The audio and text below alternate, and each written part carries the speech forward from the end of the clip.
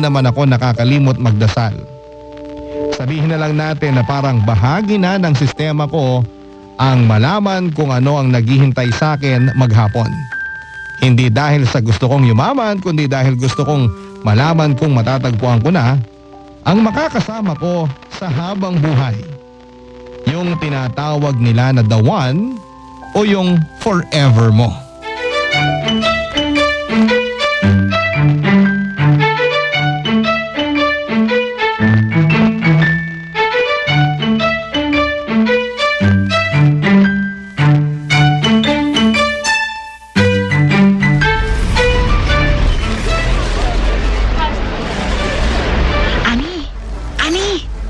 May dyaryo ka ba dyan? Naku, di na ako bumibili ng dyaryo, nakaka-stress lang. Kung di patayan, nakawan. Kung di nakawan, may naaksidente. Sayang naman kasi kung bibili pa ako. Magtitingnan lang naman ako. Ayun no, si kuya, yung nagtitinda ng yosi at candy. Makiusap ka na pasilip lang kamo sa dyaryo. Teka lang ha. Kuya! Kuya! Candy lang, dos. Saka patingin sandali ng dyaryo mo. Saan ba yun banda? Ayun.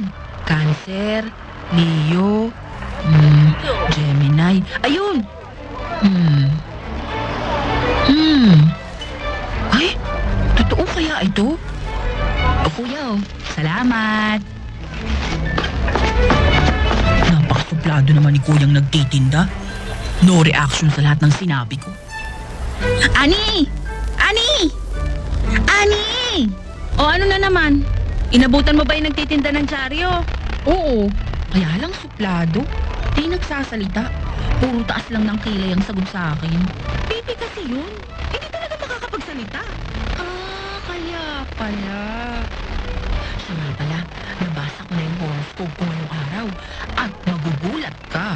Lagi mo naman yung sinasabi. Parang araw-araw kailangan kong magulat. Ano naman ang sinabi ng mahiwaga mong horoscope? Ang sabi, may makikita daw ako ngayong bagong tao na makakapagpabago ng buhay ko. Eh araw-araw naman may nakikita tayong bagong tao dito sa butika. Maliban na lang kung suki natin yung bumibili. O tapos, yung tao daw na yun ay hihingi ng tulong ko at magtatanong ng pangalan ko na pwede kong ikagulat at magpapaiba sa araw ko at iisip-isipin ko. Isipin mo, Ani, baka ito na yung pinakahihintay ko. Ang man of my dreams, ang Prince Charming na buhay ko na magdadala sa akin sa aming palasyo. Huwag kang mag-alala, imbitado ka sa kasal namin at gagawin kitang flower girl. Miss Family, oh, may bibili. Ano po yun? ito yung reseta. Patingin po. Tigilan po. May nakalagay dyan, di ba? Eh baka po kasi hindi ninyo sundin yung nakasulat dito. Eh di sana, di ko na yan binigay sa'yo. Sinabi ko na lang kung ilan. Teka lang ho Antipati ko. Ano sabi mo? Wala ho. Di, may sinabi ka eh. Wala nga ho. Teka lang ho kukunin ko lang ho tong binibili ninyo. Hindi na, huwag na. Akin na yung reseta ko. Ang ayos ng lapit ko sa'yo eh. Ikaw itong aanga-anga dahil mali-mali yung tanong mo. Tapos ng loob mo magsabi na antipati ko ako ah. Akin na yung reseta ko. Sa iba na lang ako bibili. Akin na. O ito ho. Anong pangalan mo? Ho? Ano, bingi ka? Ang sabi ko, ano pangalan mo? Geraldine po. Babalik ako dito ah. Isusumbong kita sa amo mo. Buwisit ka. Sana matanggal ka sa trabaho. Makaalis na nga. Sungit naman nun. Kakasira ng araw. Aga-aga eh. Mukhang tama ang horoscope mo ah. Ano? Mukhang tama ang horoscope mo.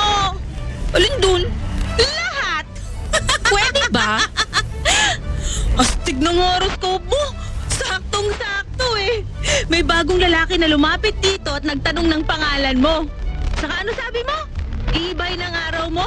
Mismo! Di ba sabi mo nasira araw mo ngayon?